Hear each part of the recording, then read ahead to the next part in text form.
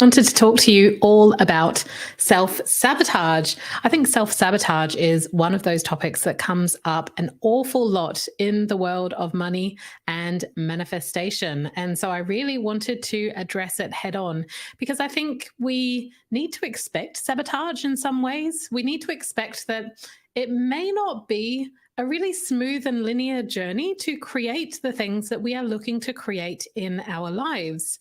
And sabotage is kind of part of the parcel of all of that. It's almost like an occupational hazard when it comes to manifestation. So we need to find a way through it rather than it getting stuck and then us going off course and quitting and saying, well, manifestation doesn't work, or it just doesn't work for me. Maybe it's not meant to be there for me.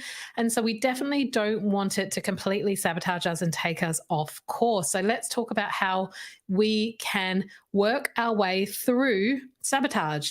And I mean, there's a million different ways that you might find that sabotage comes up for you. When it comes to money, maybe yours. Let me know in the comments if you're here live or if you're catching the replay. Let me know what some of your classic money sabotages are.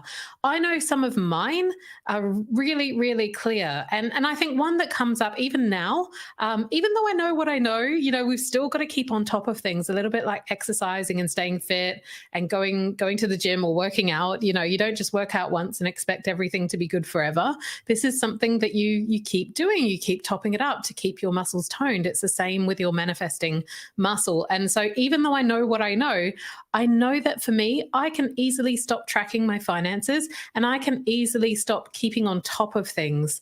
I'll say things to myself like, oh, I'm just too busy, or I'll feel really overwhelmed, or it feels like other things take priority. And actually, if I just sit down even for 10 minutes and just take a look at where I'm at, I get so much more on top of things. And it just changes everything about my money mindset. Because when I'm not looking at my finances, quite often my brain is worrying and it feels like I'm in a scarce place.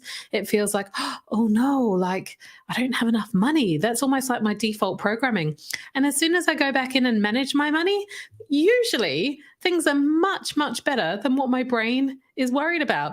So for me, having that kind of routine of tracking and staying on top of things is really, really important. And that is one of the ways that I find my sabotages come up.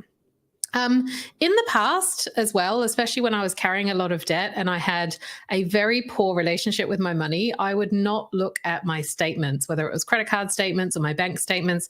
Quite often I'd just put them straight in the bin or I'd shred them. I just did not even want to look at that. And so is that a way that you sabotage yourself? How about overspending? Do you ever find yourself buying things that perhaps you don't really need? Perhaps they don't bring you as much joy. Perhaps, they're just not something that you really truly value and just think this actually enhances my life in a really amazing way. I definitely used to do that a lot as well. Clothes would be one of my overspending sabotages for sure, because when I didn't feel good about myself, I'd then go out and I'd think, well, if I buy a new top or I buy a new dress, then I'm going to feel better about myself. And actually that would maybe last one wear and then it would hang in the cupboard and I think, well, that's not very, appropriate for many occasions. When else am I going to wear this dress? So that was one of my sabotages that used to come up as well. Or spending without planning as well. So, a cup of coffee here and there, that doesn't really break the bank. But, I'm talking about the bigger purchases, like not really thinking about where I'm at with money. That's for sure something that's come up as well. So not necessarily overspending, but just not necessarily spending strategically, I guess, like just going on impulse sometimes, impulse buying. That was definitely one of my sabotages that I used to do a lot as well. So I've actually healed my relationship with money quite a lot.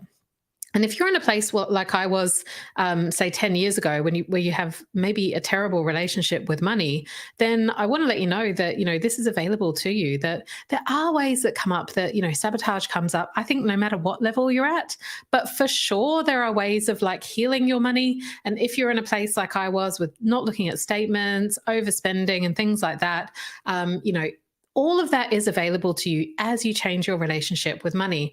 Now, I think that, sabotaging will come up for all of us. And, even in our manifestation practices, it comes up for us as well. So it might be that, that actually doing work on your mindset to cultivate certain beliefs and actually keep practicing those those beliefs so that it's almost like tending to your vibration. If I think of it like a garden, it's almost like you're tending to your garden, you're tending to your vibration when you're practicing certain mantras, certain affirmations, certain beliefs. It's literally reprogramming your mind.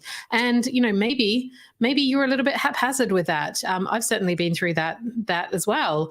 Not practicing gratitude, not noticing what you already have, not noticing what's around you. You might well know about certain manifesting practices that work really well for you, and yet you might not be doing them all the time. So the thing I want you to know is it's not necessarily a problem that you do sabotage.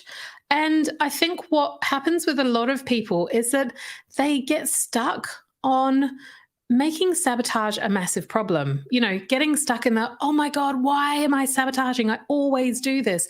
And getting into a big blame game, whether it's with other people, society, external circumstances, or themselves. They maybe get stuck in comparison as well. Can you relate to this at all? It's almost like looking at other people and saying, well, she's doing really well. Why can't I do that? She probably, perfectly does her journaling every day.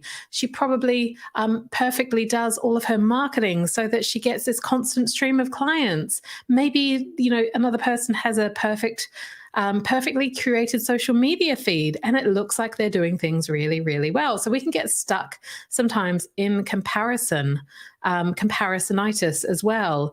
And I think, we need to actually recognize that self-sabotage is normal. What if it actually wasn't a problem? Because when we go from a place of being in our comfort zone to wanting to go to the next level, we have to expect resistance to come up. We were in a place where it was familiar, and actually it probably wasn't so comfortable, because otherwise you wouldn't want to change it, right? But there is the comfort of the familiarity that comes in.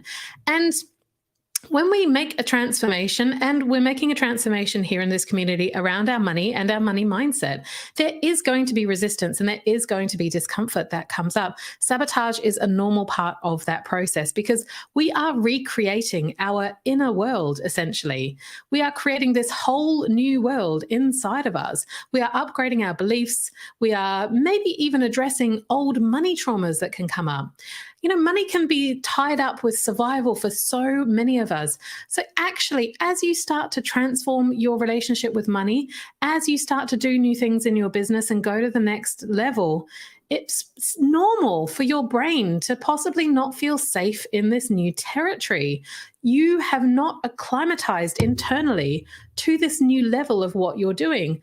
So you're taking on this new set of beliefs, you're taking on this whole new worldview, essentially, and your body just needs to acclimatize to this new level. In the meantime, what I would advise is we don't want to go down the rabbit hole of worrying about all these sabotages that come up, because our brain is like Google. We need to ask it a really, really good question. Think about when you do a Google search.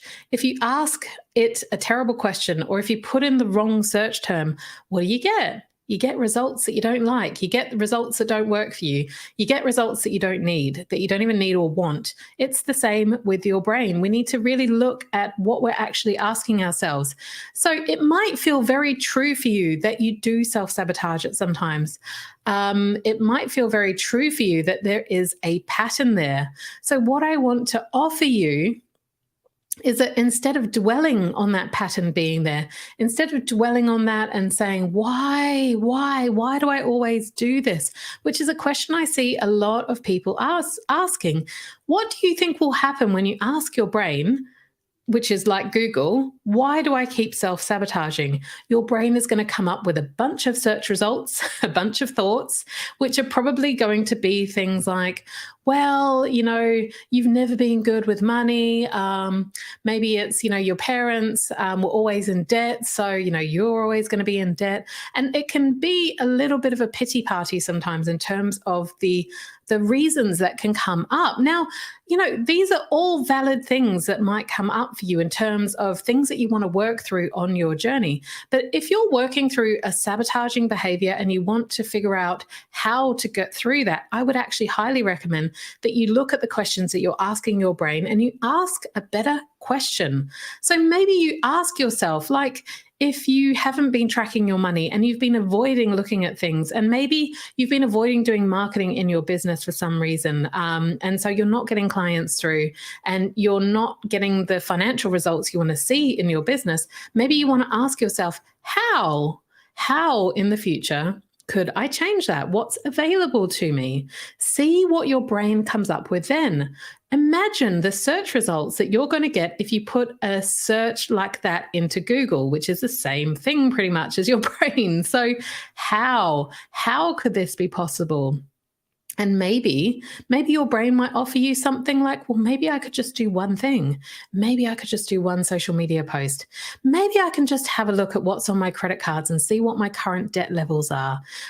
Maybe I could open this letter and just have a look at this one and just see what's actually going on in my bank account. Maybe I can go through the last month of my expenses and just see if there's anything that's on subscription that I don't need to do anymore.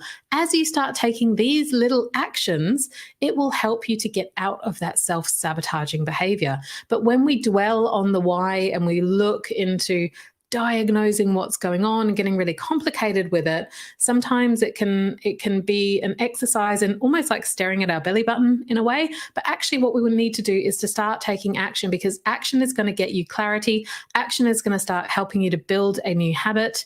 And action is probably what's going to get you to a place where you're going to start seeing positive results. And as that feedback loop of the positive results keeps happening with what you're doing, it's closing that habit loop with a reward. You're getting a bit of dopamine by the end of it. It's like a feeling of accomplishment that comes from it. If you keep doing that, these new habits will be something that your brain will want to wire in as a new neural pathway, because it wants to keep doing things that's working. It wants to keep doing things that it gets a positive result from. So start taking action. And it might be that if you were to ask yourself some of these questions around, why do I sabotage? Am I holding on to like old limiting beliefs around money? For sure, they are things that you can work through and clear. And we're going to be talking about all of that in this community. So rest assured, I'm going to be helping you with exercises that you can go into that. But all I want to offer you today is that if you were in a place of self-sabotage, I would recommend not dwelling so much on the why, having a look at the how. How can I make this different? How can I move through this? How can I take one action today that's going to get me a little bit closer to what I'm doing, even if it's not perfect, even if I'm not doing all the things that my brain tells me I should be doing. This is going to help you stay on course, because the thing is with all of this that we're doing with manifesting, it all works if you work it. So we need to stay on course. We need to keep going. I love the analogy that Denise Duffield Thomas uses, where she talks about, if you've ever done hot yoga before, this manifestation process is a little bit like that. It gets uncomfortable sometimes. Our brain wants to stop us from doing this because it does feel uncomfortable. Imagine if you've tried hot yoga, you know what I'm talking about. When you go into the class and it's hot, and they might tell you when it's your first few times, look, just stay in the room. If you have to, just sit down on your mat, take a breather. You don't have to push yourself all the way through. Don't make yourself sick, but stay in the room, stay in the game. This is what's going to help you stay in the game, even when you're self-sabotaging. So I hope this has helped you today. I would love to hear what your self-sabotages are in the comments, and maybe let me know as well, if when you asked yourself that powerful question, like how can I get through this? What else is available to me? What came up for you? Let me know in the comments. Okay, I hope that's been helpful, and I will be back tomorrow with another one of these sessions. Bye for now.